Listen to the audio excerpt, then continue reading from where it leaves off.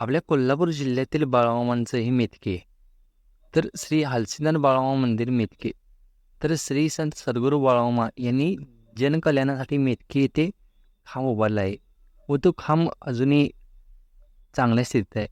तर भावांनो, हा मेतके येथील ब्लॉग व्हिडिओ आवडला तर व्हिडिओला नक्कीच लाईक करा आणि माझ्या चॅनलला सबस्क्राईब करा. पूर्वी लोकांच्या अंगात भूतसंचार होती आणि कन्येचा प्रकार जास्त होता. तर या खांबाला जो हात लावेल त्याची कन्ये भूतपिशाची बाधा निघून जाते, असे या खांबाचं रहस्य आहे.